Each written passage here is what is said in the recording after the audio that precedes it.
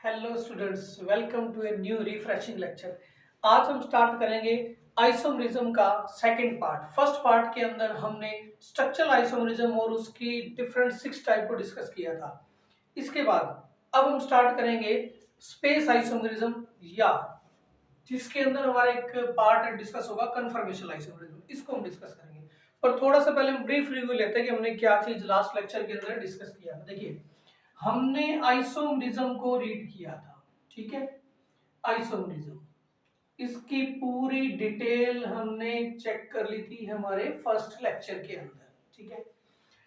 दो टाइप की हमने आइसोमरिज्म बताई थी। फर्स्ट टाइप थी इसकी structural isomerism. The very first type is structural isomerism. दूसरी जो हम इसकी टाइप बताते हैं, डिस्कस करते हैं, दैट इज स्टीरियो या स्पेस आइसोमरिज्म। स्टीरियो आइसोमरिज्म या स्पेस आइसोमरिज्म। स्ट्रक्चर आइसोमरिज्म की डेफिनेशन और इसके हमने 6 टाइप डिस्कस कर लिए थे, ठीक है। अब हम डिस्कस करेंगे स्टीरियो या स्पेस आइसोमरिज्म। सबसे पहले हम इसकी डेफिनेशन समझेंगे, स्टीरियो या स्पेस आइसोमरिज्म है क्या चीज। और ये जो स्टीरियो और स्पेस आइसोमरिज्म है, ये आगे फर्दर 3 टाइप की है। एक तो है ये कन्फर्मेशनल आइसोमरिज्म, दूसरी इसकी टाइप आ जाएगी ज्योमेट्रिकल आइसोमरिज्म, ये भी हम डिस्कस करेंगे। कन्फर्मेशनल भी डिस्कस करेंगे, ज्योमेट्रिकल भी डिस्कस करेंगे। तीसरी जो इसकी टाइप है वो है ऑप्टिकल आइसोमरिज्म। ये ऑप्टिकल आइसोमरिज्म हम +2 के अंदर डिस्कस करेंगे। यानी अब हमने आज यहाँ डिस्कस करना है कन्फर्मेशनल एंड ज्योमेट्रिकल आइसोमरिज्म को ही, ठीक है। पर उससे पहले हम स्टीरियो या स्पेस आइसोमरिज्म समझ लेते हैं कि ये क्या चीज होती है। देखिए, हमने बताया था कि आइसोमरिज्म क्या होगा, जिन कंपाउंड्स का मॉलिक्यूलर फॉर्मूला सेम हो बट जिनकी स्ट्रक्चर और प्रॉपर्टी डिफरेंट हो, दे कंपाउंड आर कॉल्ड आइसोमर, उनको आइसोमर बोलते हैं, ठीक है। पर स्पेस या स्टीरियो आइसोमरिज्म, ये क्या होगी, स्पेस आइसोमरिज्म कहो या स्टीरियो आइसोमरिज्म। पहले हम इसकी डेफिनेशन देखते हैं, स्पेस आइसोमरिज्म या स्टीरियो आइसोमरिज्म। ये हमने एक कंपाउंड लिखा, 2 कार्बन, 2 हाइड्रोजन और 2 क्लोरीन, इस टाइप से रिप्रेजेंट किए।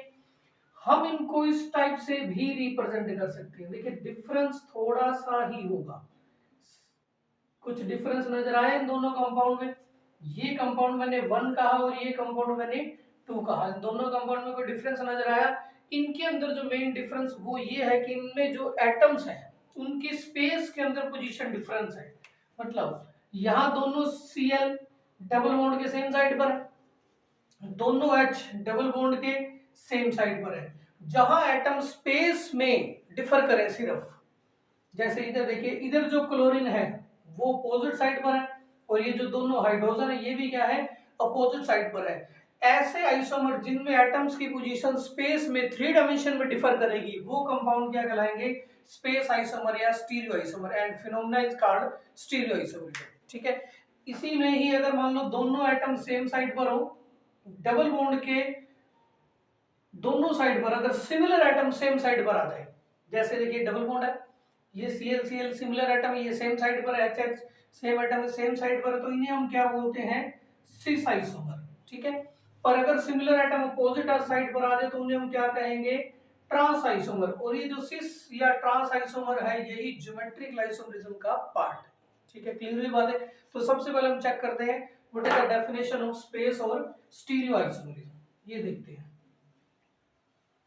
व्हाट इज स्पेस और स्टीरियो आइसोमर। जो मेन बात तो हमेशा वही रहनी है, compound having same molecular formula. Molecular formula same होगा but have difference in position of, किसके किस में डिफरेंस होगा, difference in positions of atoms, difference in positions of atoms. कहां, इन स्पेस, स्पेस के अंदर या 3 डायमेंशन के अंदर उनकी पोजीशन में डिफरेंस होगा। ऐसे कंपाउंड को हम क्या कहेंगे, स्पेस आइसोमर या स्टीरियो आइसोमर।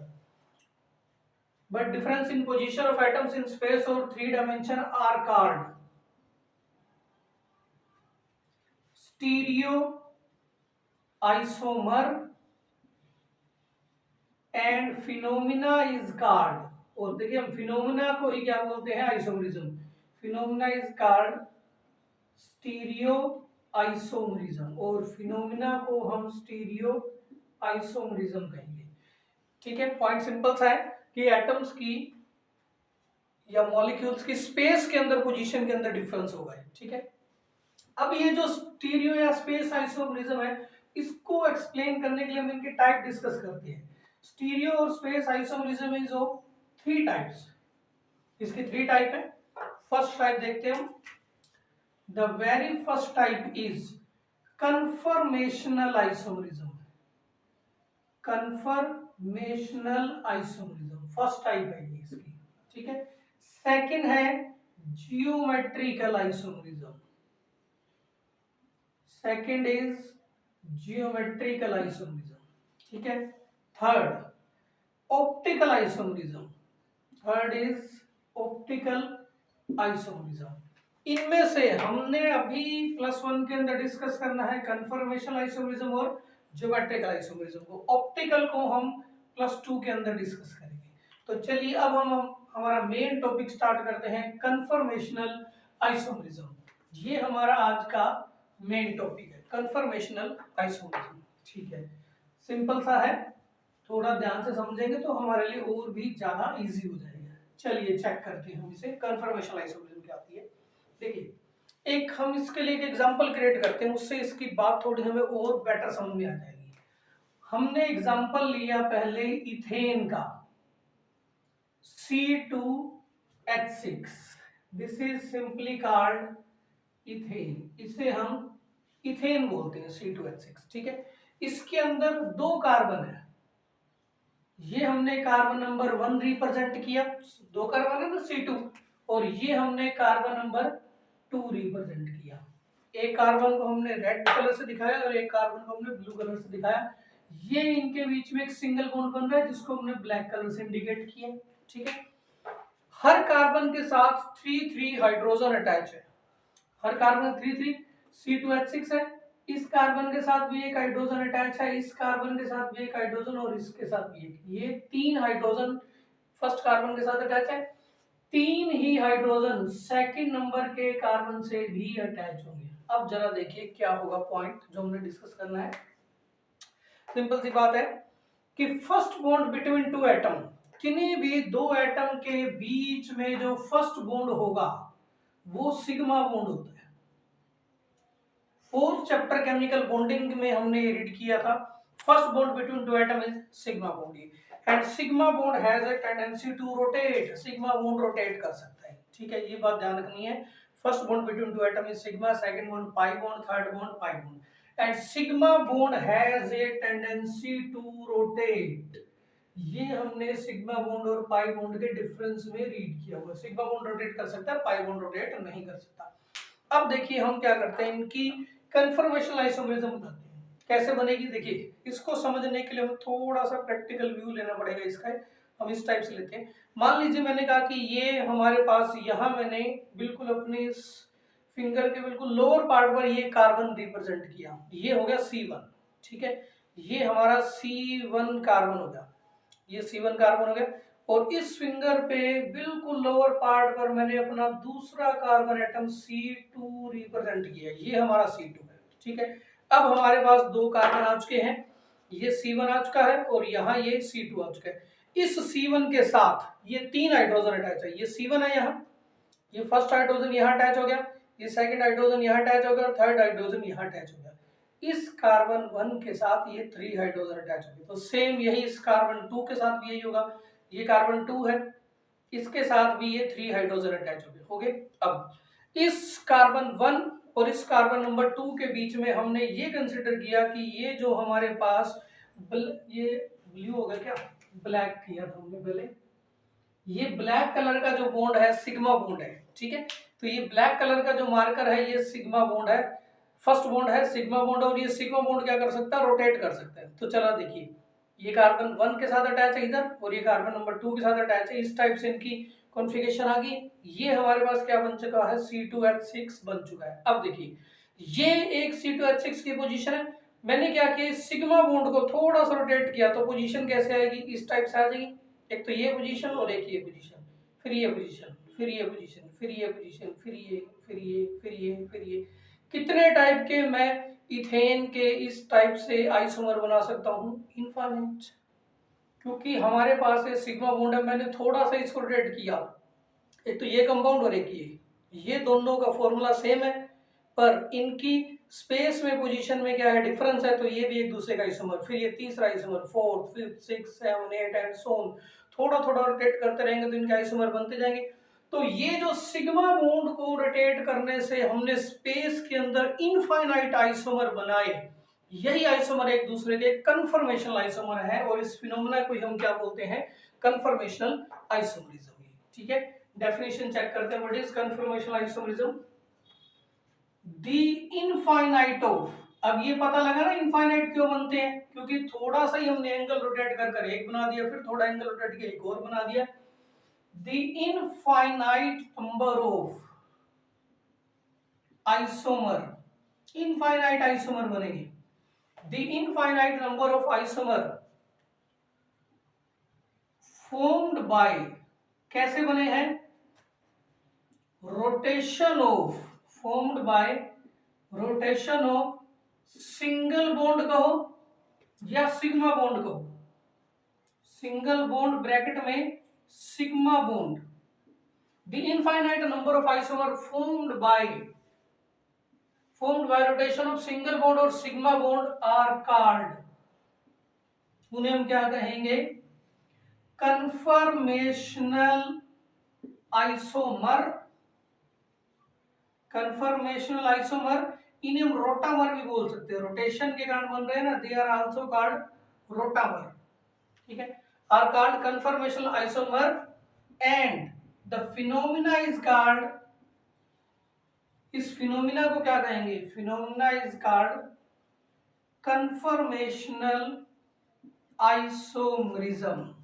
ध्यान रखिएगा, पहले आइसोमर बनते हैं और फिर आइसोमरिज्म बनते हैं। सिंपल सी बात, किन्हीं भी दो एटम के बीच में सिंगल बॉन्ड अगर सिग्मा बॉन्ड है, सिग्मा बॉन्ड को आप रोटेट कर सकते हो, उस रोटेशन के कारण जितने इनफाइनाइट आइसोमर बनेंगे वो सारे कन्फर्मेशनल आइसोमर। ठीक है, ये पॉइंट क्लियर हुआ।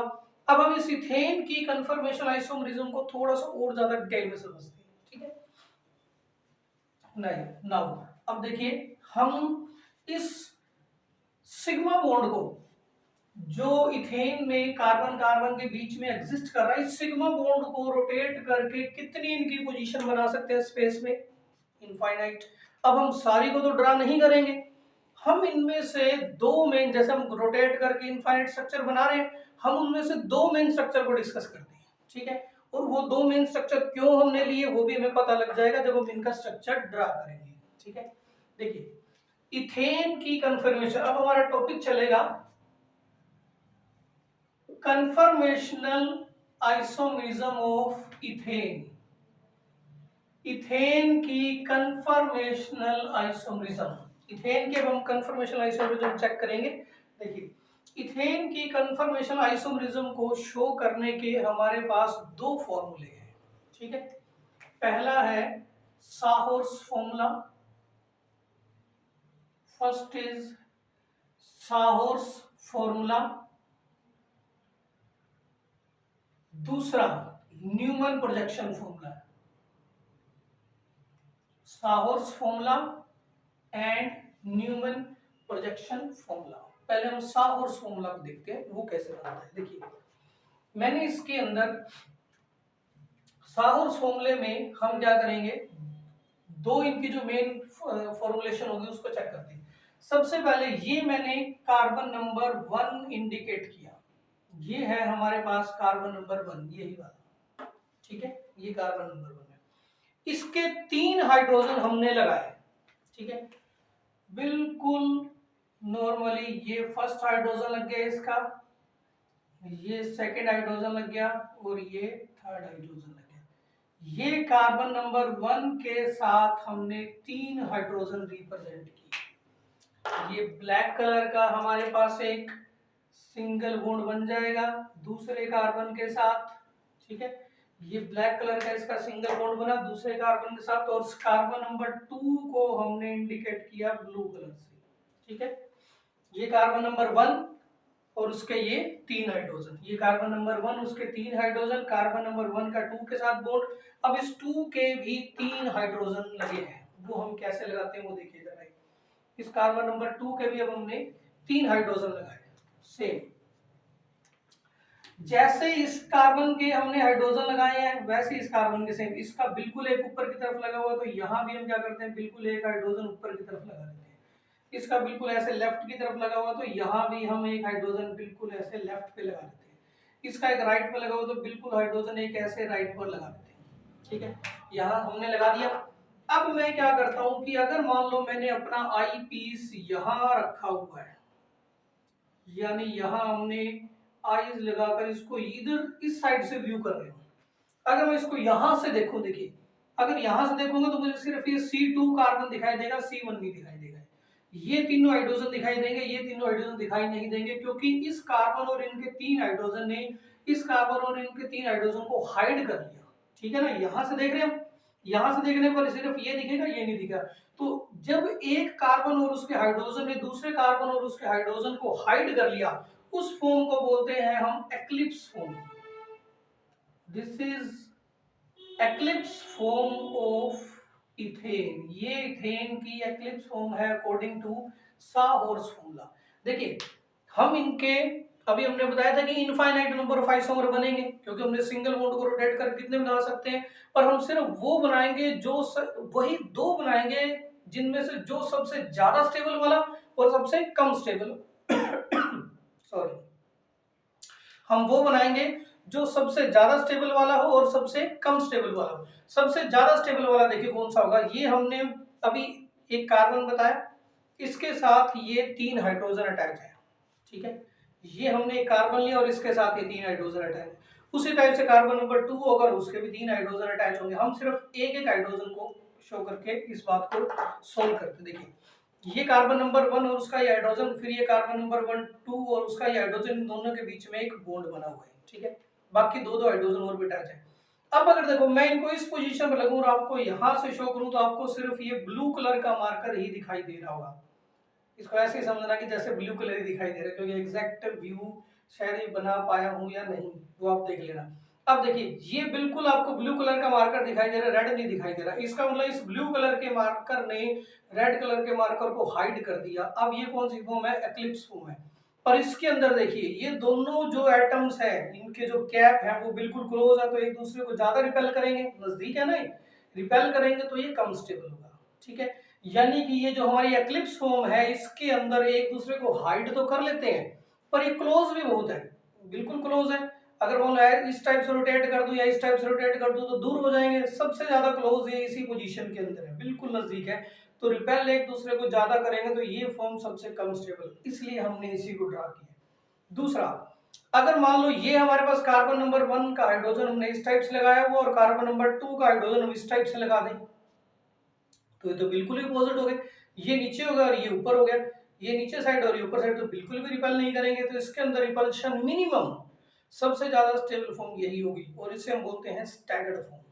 ये वाली फॉर्म एक्लिप्स फॉर्म और ये वाली फॉर्म स्टैगर्ड। तो हमने दो ही बनाई है, जो सबसे कम स्टेबल और जो सबसे ज्यादा स्टेबल, ठीक है। ये बात पता लगी।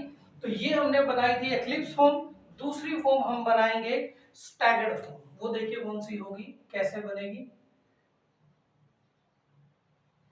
नाउ स्टैगर्ड फॉर्म देखिए कैसे बनेगी। First is eclipse form, second is staggered form. उसके अंदर हम क्या करेंगे, ये हमने अपना कार्बन नंबर 1 लगाया और इस कार्बन नंबर 1 के अगेन हम 3 हाइड्रोजन इंडिकेट कर रहे हैं। ये एक हाइड्रोजन इंडिकेट किया, ये एक हाइड्रोजन इंडिकेट किया और ये हमने एक हाइड्रोजन इंडिकेट किया इस कार्बन नंबर 1 का, ठीक है। थोड़ा सा समझने वाला पोर्शन है ये। फिर हमने इनके अंदर एक ब्लैक कलर का सिग्मा बॉन्ड सिंगल बॉन्ड बनाया, ठीक है। ये कार्बन नंबर 1 उसके ये 3 हाइड्रोजन हमने इंडिकेट कर दिए, ब्लैक कलर का इसके अंदर ये सिग्मा बॉन्ड हमने इंडिकेट कर दिया जो रोटेट कर सकता है। अब हमने इसमें यहां बनाया कार्बन नंबर 2, ठीक है। यहां देखिए इसमें हमने क्या किया था कि जैसे इस कार्बन का एक हाइड्रोजन ऊपर, इसका ऊपर, ये लेफ्ट पे, ये लेफ्ट पे, ये राइट पे, राइट पे सेम हाइड्रोजन लगाया था ना, इसके जैसे हाइड्रोजन लगे हुए सेम हाइड्रोजन इसके जैसे लगा दिए थे, तो उन्होंने हाइड कर लिया था। अब हम अपोजिट लगाते हैं ताकि वो हाइड ना करे। देखिए इसका एक हाइड्रोजन हमने बिल्कुल ऊपर लगाया हुआ है, तो हम इसका हाइड्रोजन बिल्कुल अपोजिट नीचे लगा देते हैं, ठीक है ना, इसके अपोजिट। यहां हमने हाइड्रोजन बिल्कुल ऊपर लगाया हुआ कार्बन नंबर 1 का, कार्बन नंबर 1 का हाइड्रोजन बिल्कुल ऊपर है, तो कार्बन नंबर 2 का हाइड्रोजन हम बिल्कुल नीचे ले लेते हैं, ठीक है। क्लियर हुई बात? इसका हाइड्रोजन हमने लेफ्ट पर लगाया हुआ, तो इसका हाइड्रोजन हम इधर राइट पर लगा देते हैं। क्लियर? इसका राइट पर लगाया हुआ है, इसका हम इधर लेफ्ट की तरफ लगा देते हैं, बिल्कुल अपोजिट लगा दिए। अब अगर हम अपना आईपीस या माइक्रोस्कोप वगैरह रखकर यहां से देखें, तो देखिए हमें इस कार्बन के भी ये तीनों हाइड्रोजन नजर आ रहे होंगे, और इस कार्बन के भी ये तीनों हाइड्रोजन नजर आ रहे होंगे। हमें ये 6 के 6 हाइड्रोजन नजर आएंगे, क्योंकि इनकी पोजीशन क्या है, एक दूसरे के बिल्कुल अपोजिट है। एक अगर ऊपर लगाया तो एक नीचे लगा दिया हमने, ठीक है। इस टाइप से इनकी पोजीशन है, तो हमें सारे के सारे हाइड्रोजन नजर आएंगे। जब हमें सारे हाइड्रोजन नजर आएंगे तो उस फॉर्म को हम क्या बोलते हैं, स्टैगर्ड फॉर्म। ये स्टैगर्ड फॉर्म है और ये एक्लिप्स फॉर्म है, ठीक है। ये हमने साहोर्स फॉर्मूला के अकॉर्डिंग इथेन की दो रिप्रेजेंटेशन की, एक्लिप्स फॉर्म, स्टैगर्ड फॉर्म, किसके अकॉर्डिंग, साहोर्स फॉर्मूला के अकॉर्डिंग। इसमें ये बात पता लग रही है इनके अंदर से ज्यादा स्टेबल फॉर्म कौन सी है, staggered form is more stable. ये फॉर्म क्या है, मोर स्टेबल है। ये मोर स्टेबल क्यों है, क्योंकि इसके अंदर जो एटम्स हैं वो बिल्कुल अपोजिट लगे हुए हैं, वो एक दूसरे के, उनके एक दूसरे के इलेक्ट्रॉन क्लाउड एक दूसरे को रिपेल नहीं कर रहे, तो रिपेल नहीं करेंगे तो स्टेबल है। जबकि इनमें ये भी ऊपर है, ये भी ऊपर, तो इनके हाइड्रोजन के इलेक्ट्रॉन क्लाउड एक दूसरे को रिपेल करेंगे, तो ये फॉर्म क्या हो जाएगी, लीस्ट स्टेबल। ये लीस्ट स्टेबल और वो मोर स्टेबल, ये ध्यान रखना है, ठीक है। ये दो पॉइंट हुए, यानी कि इथेन के जो सो मेनी आइसोमर बन रहे हैं उनमें से हमने वही दो पिक किए, जो सबसे कम स्टेबल एक्लिप्स, जो सबसे ज्यादा स्टेबल स्टैगर्ड। देखिए ये इथेन के दो रिप्रेजेंटेशन हमने की है अकॉर्डिंग टू साहोर्स फॉर्मूला। अब इसी स्टैगर्ड और एक्लिप्स फॉर्म को हमारे पास एक और भी फॉर्मूला है, न्यूमैन प्रोजेक्शन फॉर्मूला। उस न्यूमैन प्रोजेक्शन फॉर्मूला के अकॉर्डिंग भी हम इथेन की स्टैगर्ड और एक्लिप्स फॉर्म को रिप्रेजेंट कर सकते हैं। तो सेकंड हम चेक करते हैं न्यूमैन प्रोजेक्शन फॉर्मूला। ये थोड़ा उससे इजी है और बेटर अंडरस्टैंडिंग देगा। न्यूमैन प्रोजेक्शन फॉर्मूला किस चीज के लिए है, इथेन की कंफर्मेशन आइसोमरिज्म की दो मेन रिप्रेजेंटेशन को बनाने के लिए। कौन कौन सी दो मेन है, एक तो हमने इक्लिप्स फॉर्म बताई जो सबसे कम स्टेबल है, एक स्टैगर्ड फॉर्म जो सबसे ज्यादा स्टेबल है। नाउ इसके अकॉर्डिंग मैं इथेन की स्टैगर्ड फॉर्म को बनाता हूं, ठीक है। सबसे पहले हम स्टैगर्ड फॉर्म ऑफ इथेन, देखिए बिल्कुल ही सिंपल है, इजी, इंपॉर्टेंट। ये हमने कार्बन नंबर 1 बनाया, ठीक है। इस कार्बन नंबर 1 पर 3 हाइड्रोजन लगे हुए हैं, बना दीजिए एक बार जैसे भी लगे हुए हैं। ये एक हाइड्रोजन लेफ्ट ऊपर, ये राइट लेफ्ट पे, और ये राइट पे, ये हमने लगा दी, ठीक है। इसको थोड़ा सा इजी बनाने के लिए मैं थोड़ा बड़ा बनाता हूँ और इजी रिप्रेजेंट करते हैं। देखिए जरा, मैं इसके अंदर एक पॉइंट कहता हूं कि जो कार्बन नंबर 1 है उसको तो मैं एक सर्कल से दिखाऊंगा, ठीक है। और जो कार्बन नंबर 2 है उसको मैं एक डॉट से दिखाऊंगा, ठीक है। बड़ा बनाते हैं और थोड़ा और इजी हो जाएगा। देखिए कैसे बनेगा, मैंने क्या किया, ये हमने एक कार्बन नंबर 1 लिया, ये कार्बन नंबर 1, ठीक है। जो सर्कल है वो किसको रिप्रेजेंट कर रहा है, कार्बन नंबर 1 को। अब इस कार्बन नंबर 1 से 3 हाइड्रोजन जुड़े हुए हैं। अब जो 3 हाइड्रोजन जुड़े हुए हैं वो हमने सर्कल से जोड़ दिए। ये एक हाइड्रोजन जुड़ गया इस सर्कल से, ये दूसरा हाइड्रोजन जुड़ गया इस सर्कल से, और ये तीसरा हाइड्रोजन जुड़ गया इस सर्कल से। ठीक है। अब हमने कार्बन नंबर 2 को रिप्रेजेंट करना है एक डॉट से। ठीक है, वो कैसे रिप्रेजेंट करेंगे इधर देखिए जरा। ये कार्बन नंबर 1 था, यहाँ एक सिंगल बॉन्ड बना हुआ है और यहाँ एक डॉट लगेगी कार्बन नंबर 2। ये कार्बन नंबर 1 सिंगल बॉन्ड और यहाँ एक स्पेस में डॉट लगेगी कार्बन नंबर 2। अब देखिए मैं, ये एक सर्कल है जो कार्बन नंबर 1 है, यहाँ सिग्मा बॉन्ड एक सिंगल बॉन्ड, यहाँ मैंने एक डॉट लगा दी, स्पेस में डॉट लगा दी। अब ये डॉट स्पेस में लगी हुई है, पर यहां से अगर मैं इसको देखूंगा तो मुझे ऐसा लगेगा कि ये डॉट इसके ऊपर ही लगी हुई है। ये बात समझ में आई है नहीं? ये कार्बन नंबर 1 तो पीछे लगा हुआ है, फिर थोड़ा सा आगे लगकर कार्बन नंबर 2 जिसको हम किससे दिखा रहे हैं, एक डॉट से दिखा रहे हैं। जब हम यहाँ ये डॉट लगाएंगे और अगर फ्रंट से व्यू करेंगे तो ऐसा लगेगा जैसे डॉट इसके ऊपर ही लगी हुई है, पर इस सर्कल और इस डॉट के बीच में क्या है, एक गैप है सिंगल बॉन्ड का। ठीक है, तो यही बात हमने यहाँ रिप्रेजेंट करनी है। अब क्या होगा, ये हमने कार्बन नंबर 1 शो किया था सर्कल से, अब इनके बीच में एक सिंगल बॉन्ड बना है और यहाँ जो हमने कार्बन नंबर 2 डॉट से दिखाया, और जब इसको आगे से देखेंगे तो ऐसा लगेगा ये डॉट इसके ऊपर ही लगी हुई है। ठीक है ना? ये जो कार्बन नंबर 2 है ये हम किससे रिप्रेजेंट कर रहे हैं, डॉट से रिप्रेजेंट कर रहे हैं। ये बात क्लियर हुई? अब ये जो कार्बन नंबर 2 है इसके साथ भी 3 हाइड्रोजन लगे हुए हैं, हम कैसे लगाएंगे, कार्बन नंबर 1 जो सर्कल था, ये जो कार्बन नंबर 1 जो एक सर्कल से रिप्रेजेंट किया गया था उसके साथ 3 हाइड्रोजन थे। अब हम इस कार्बन नंबर 2 के हाइड्रोजन को 1 के हाइड्रोजन का बिल्कुल अपोजिट लगाते हैं।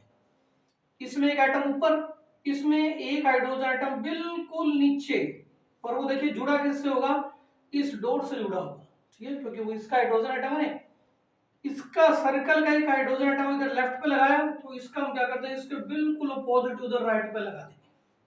ठीक है, इसका राइट में नीचे की तरफ, तो फिर इसका एक लेफ्ट में ऊपर की तरफ बिल्कुल ऊपर लगा देंगे। तो ये क्या बन जाएगी, टोटल अपोजिट आइटम लगाए तो ये कौन सी फॉर्म बन जाएगी, ये बन जाएगी staggered form according to Newman projection formula. Logic clear? ठीक है ना? स्टैगर्ड फॉर्म में हम क्या करते हैं, कार्बन नंबर 1 और कार्बन नंबर 2 के जो हाइड्रोजन हैं वो एक दूसरे के बिल्कुल अपोजिट लगाते हैं इस टाइप से। अगर इसका हाइड्रोजन ऊपर लगा हुआ है तो फिर इसका हाइड्रोजन कहाँ लगता है, ये नीचे लगता है।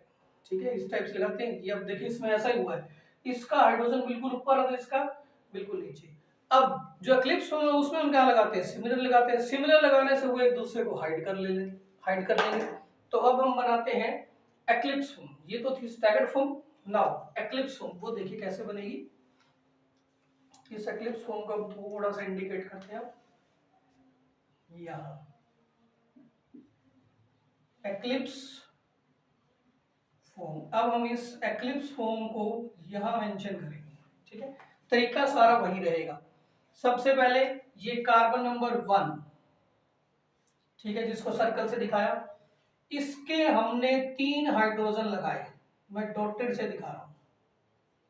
इसके ये 3 हाइड्रोजन, फर्स्ट हाइड्रोजन सर्कल से जुड़ेगा, ध्यान रखना, ये सेकंड हाइड्रोजन और ये थर्ड हाइड्रोजन। आप सोच रहे होंगे कि हमने इसमें डॉटेड क्यों लगाया, क्योंकि इसका रीजन है। ठीक है, अभी पता क्लियर हो जाएगा कि हमने इसको ऐसे डॉटेड क्यों लगाया। तो ये था हमारे पास कार्बन नंबर 1 जिसको सर्कल से दिखाया और उसके हमने 3 हाइड्रोजन लगा दिए। अब सेम ये सिग्मा बॉन्ड, यहाँ एक स्पेस में डॉट लगेगा, वो डॉट क्या है, कार्बन नंबर 2 है। ये कार्बन नंबर 1, यहाँ हमने डॉट कार्बन नंबर 2 लगाया, उसको आगे से देखेंगे तो ऐसा लगेगा जैसे ये डॉट इसके ऊपर ही लगी हुई है। ये जो ब्लैक डॉट है ये कार्बन नंबर 2 है। ठीक है, क्लियर? अब जैसे हमने कार्बन नंबर 1 के हाइड्रोजन लगाए वैसे भी इस 2 के लगाएंगे। तो 2 का अगर बिल्कुल सेम इससे जुड़ता हुआ हाइड्रोजन लग गया तो वो क्या करेगा, नीचे वाले कार्बन नंबर 1 के हाइड्रोजन को तो हाइड कर लेगा, क्योंकि वो तो उसके बिल्कुल ऊपर ही लग गया ना।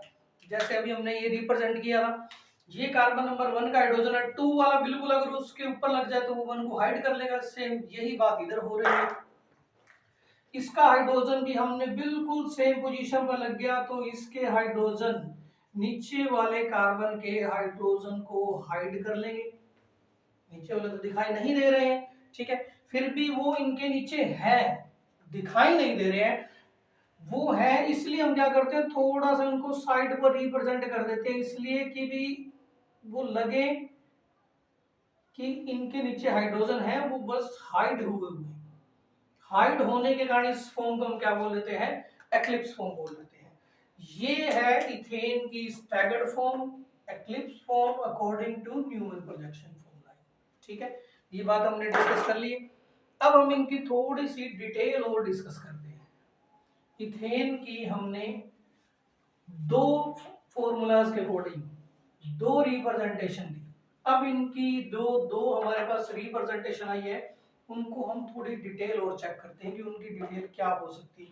देखिए दो फॉर्म हमें दिखाई दे रही है, एक तो स्टैगर्ड फॉर्म दिखाई दे रही है और एक एक्लिप्स फॉर्म, इनमें से कौन सी फॉर्म ज्यादा स्टेबल है, इसमें हाइड्रोजन अपोजिट लगे हुए हैं, इस हाइड्रोजन और इस हाइड्रोजन के इलेक्ट्रॉन क्लाउड एक दूसरे को रिपेल कर ही नहीं रहे हैं, इसके ये रिपेल नहीं कर रहे, ये रिपेल नहीं कर रहे, जबकि यहाँ ये हाइड्रोजन और इन हाइड्रोजन के इलेक्ट्रॉन क्लाउड रिपेल कर रहे हैं। इन हाइड्रोजन के इलेक्ट्रॉन क्लाउड की आपस की जो रिपल्शन है, इस रिपल्शन को हम बोलते हैं torsional strain, torsional strain, torsional strain, this is called torsional strain. देखिए यहां हाइड्रोजन के इलेक्ट्रॉन क्लाउड बिल्कुल नजदीक है, रिपेल ज्यादा करेंगे, टॉर्शनल स्ट्रेन ज्यादा, इधर बिल्कुल ही रिपेल नहीं करेंगे, टॉर्शनल स्ट्रेन मिनिमम या ना के बराबर है। तो पहले टॉर्शनल स्ट्रेन की डेफिनेशन लिखते हैं, the repulsion of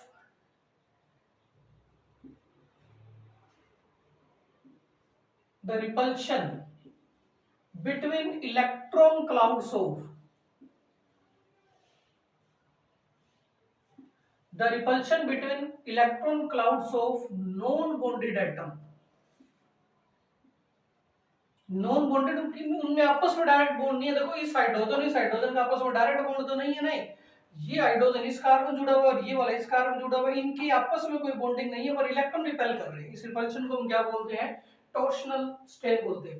the repulsion between electron clouds of non-bonded atoms are called torsional strain, ठीक है, और ये टॉर्शनल स्ट्रेन कार्बन कार्बन के बॉन्ड एंगल पर डिपेंड करती है। देखिए यहां ये हम कैप को क्या मान रहे हैं, ये जो इन दोनों मार्कर के कैप है ये हाइड्रोजन है, ठीक है, ये इन दोनों कार्बन के बीच में सिंगल बॉन्ड बना हुआ है, ग्रीन कलर का जो मार्कर वो सिंगल बॉन्ड को रिप्रेजेंट करता है। अब इन दोनों के कैप हाइड्रोजन एक दूसरे क्लोज है, तो इनके इलेक्ट्रॉन क्लाउड एक दूसरे को रिपेल करेंगे, इनके बीच में एंगल जीरो का है, देखिए जीरो एंगल है ना दोनों कार्बन के बीच में, ये कार्बन जो थंब जो मैंने अपनी मुट्ठी ली हुई है ये फर्स्ट कार्बन हो गया और ये सेकंड कार्बन हो गया, इनके ऊपर जो हाइड्रोजन लगे हुए हैं, जो कैप लगे हुए उनके बीच में देखिए एंगल 0 डिग्री का है, ठीक है, 0 डिग्री के एंगल पर एक्लिप्स फॉर्म है और वो नजदीक है, तो रिपेल एक दूसरे को ज्यादा करेंगे।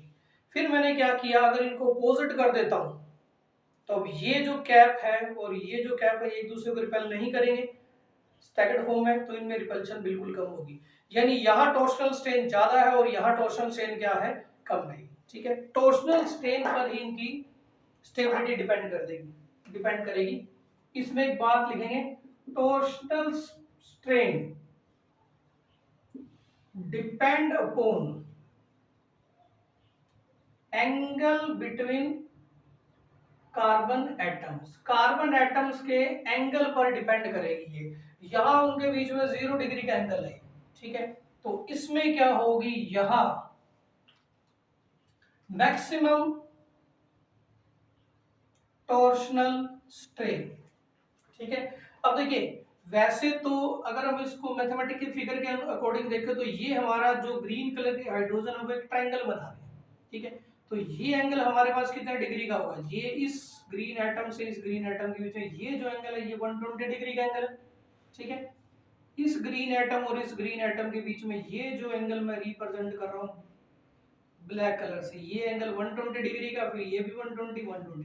अब ये 120 डिग्री का एंगल है, ये एटम इनके बीच में लग गया तो ये वाला एंगल कितने डिग्री का हो जाएगा, 60 डिग्री का हो जाएगा, और ये वाला एंगल भी कितना हो जाएगा, 60 डिग्री का, क्योंकि इनके बीच का 120 और ये बिल्कुल बीच में लगा तो 60 इक्वल डिवाइड करना है, ये 60 डिग्री के एंगल पर है, ठीक है, ये तो बिल्कुल 0 डिग्री के एंगल पर था, नजदीक था, ये इससे काफी डिस्टेंस पे आ गया, तो इनके बीच में लीस्ट एंगल स्ट्रेन, इनके बीच में यहाँ एंगल स्ट्रेन क्या है, बिल्कुल ही कम होगी, मिनिमम होगी।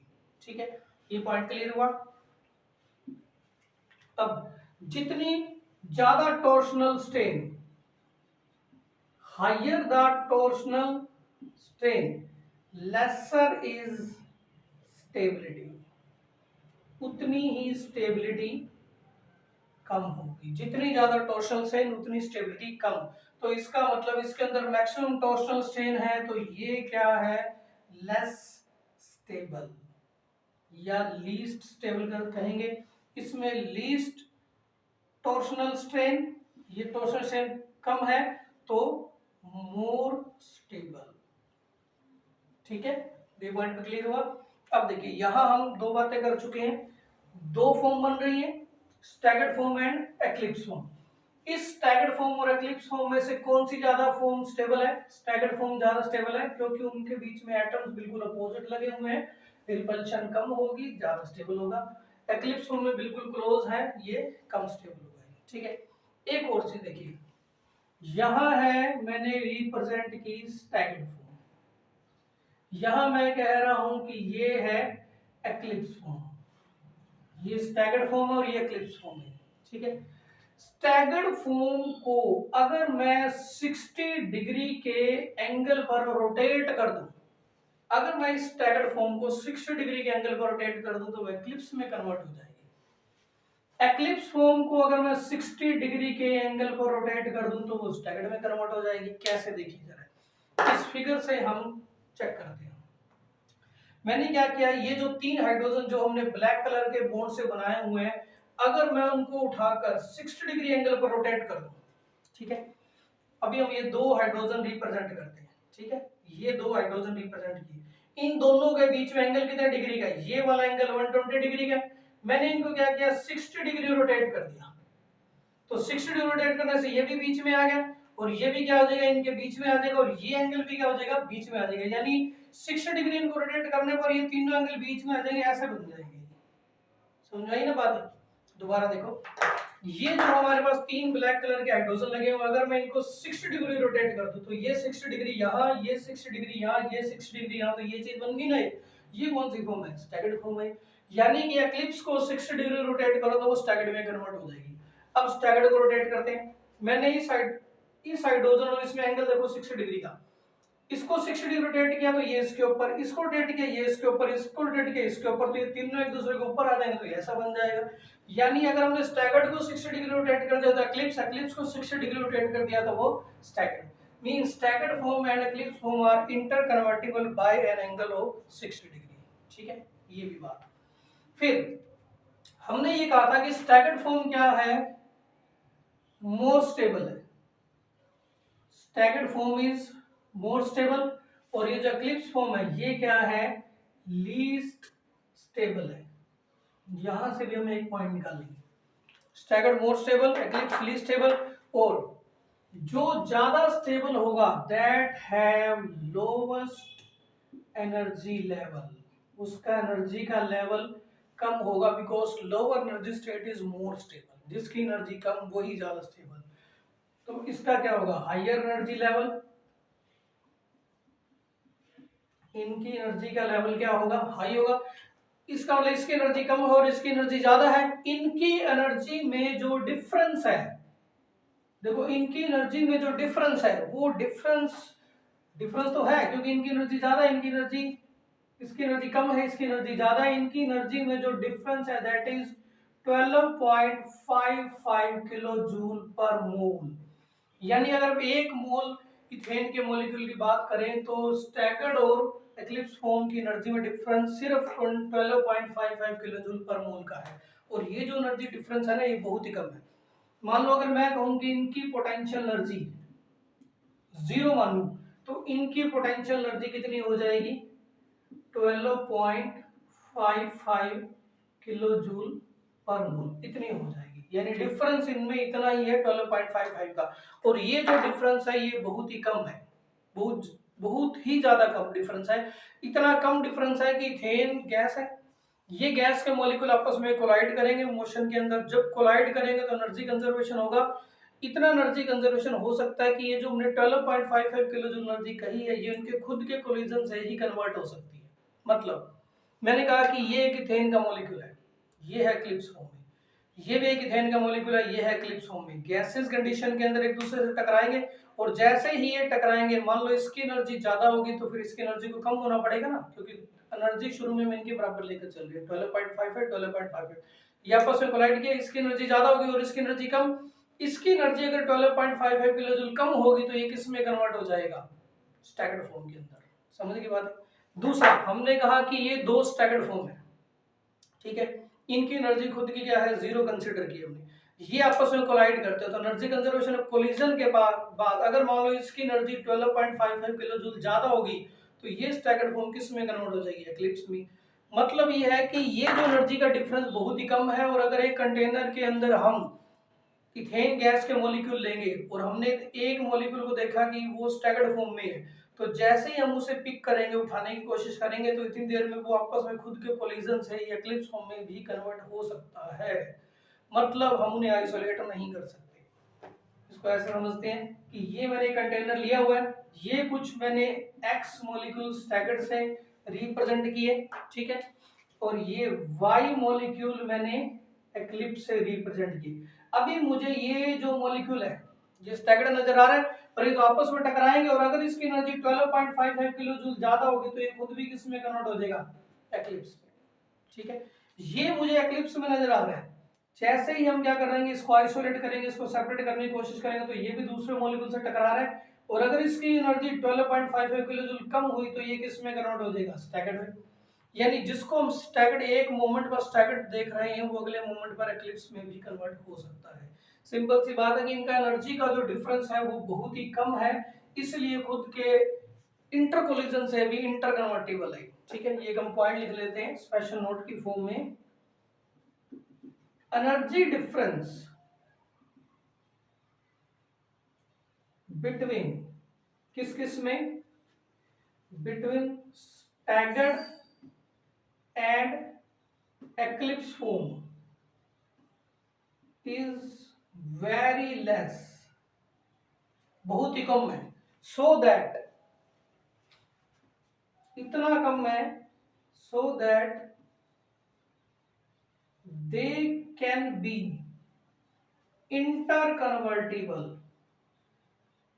वो आपस में कन्वर्ट हो जाएंगे, inter convertible bye their own collision, अपने खुद के ही कोलिजन से, ठीक है।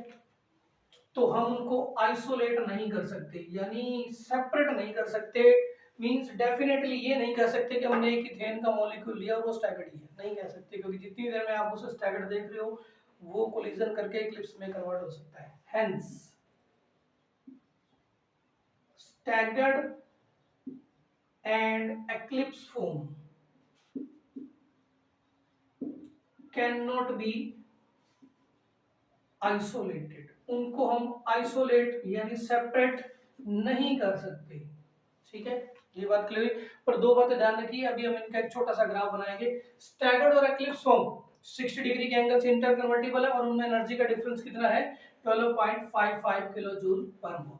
तो चलिए अब हम इनका एक छोटा सा ग्राफ और कंसीडर कर लेते हैं, जिससे हमें ये इथेन की कंफर्मेशन बिल्कुल एग्जैक्ट क्लियर हो जाएगी, ये ठीक है। सिंपल सा ही ग्राफ है, ज्यादा टिपिकल या टफ नहीं है।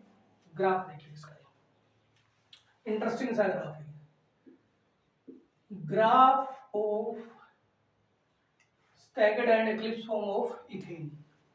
ये हमने एक्सिस लिए, दो एक्सिस ले रहे हैं हम, इन दोनों एक्सिस पर ही हम इनकी रिप्रेजेंटेशन करेंगे, ठीक है। इधर तो हमने कंसीडर किया एंगल, ठीक है, ये हमारा 0 डिग्री का एंगल है, 60 इस टाइप से हम ले रहे हैं। ये हुआ हमारा 60 डिग्री का एंगल, ये 120 180 240 300, 360, ठीक है। यहां हम ओवरऑल पोटेंशियल एनर्जी, यहां हमने कितनी एनर्जी कंसिडर की, पोटेंशियल एनर्जी। ये मैंने कहा कि यहां पर हमारी ओवरऑल पोटेंशियल एनर्जी 0 कंसिडर करके चलता हूं, या स्टैंडर्ड आप कितनी भी सिलेक्ट कर सकते हैं। मान लीजिए हमने कहा पोटेंशियल एनर्जी ओवरऑल हमने x कंसिडर की, इसकी वैल्यू कितनी कंसिडर की हमने, x, ठीक है। और ये है हमारी स्टैगर्ड फॉर्म के लिए, ये हमने किसके लिए बनाया है, स्टैगर्ड फॉर्म के लिए। यानी स्टैगर्ड फॉर्म जो ज्यादा स्टेबल है उसकी एनर्जी हमने कम रखी है, और वो हमने कितनी रखी है, x किलो जूल।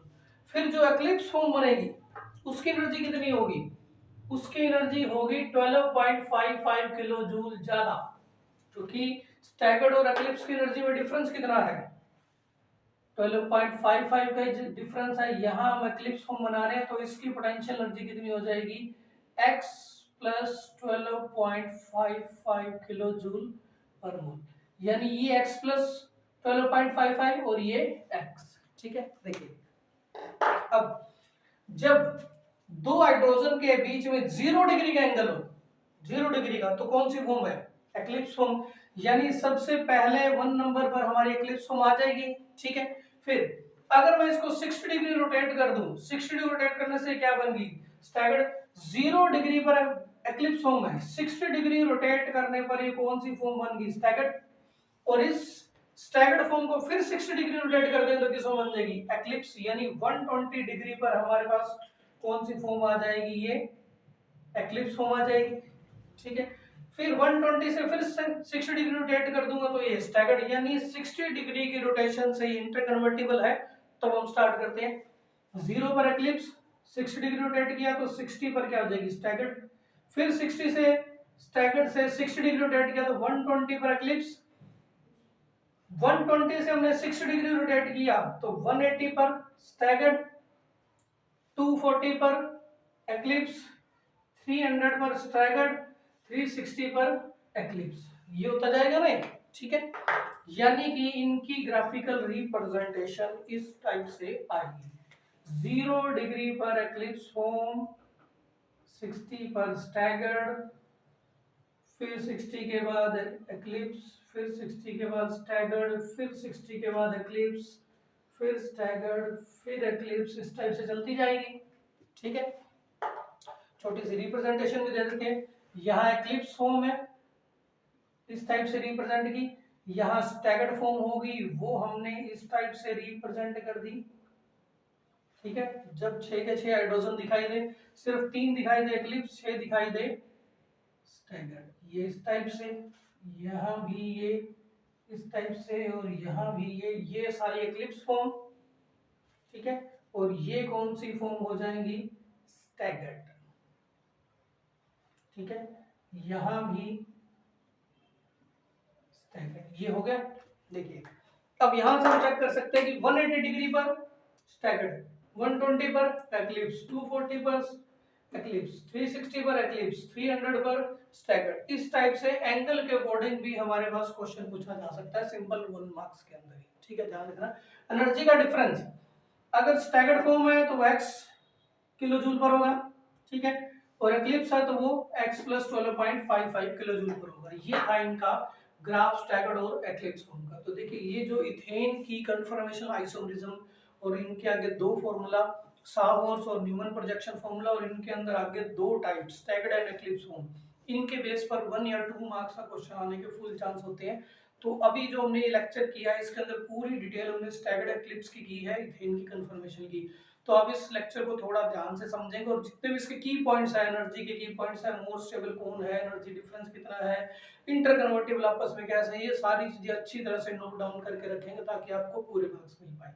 तो मिलते हैं इसका जो थर्ड पार्ट होगा ज्योमेट्रिकल आइसोमरिज्म का जल्दी ही, तब तक के लिए गुड लक।